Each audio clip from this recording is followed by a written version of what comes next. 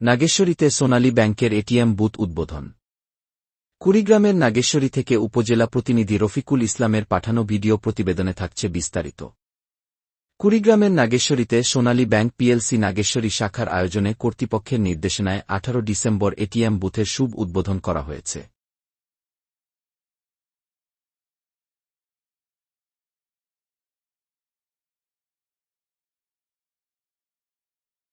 এ সময় নাগেশ্বরী সোনালী ব্যাংকের ম্যানেজার এরশাদুল হকের সভাপতিত্বে প্রধান অতিথি হিসেবে বক্তব্য রাখেন রংপুর সোনালী ব্যাংকের জেনারেল ম্যানেজার আমিনুল ইসলাম।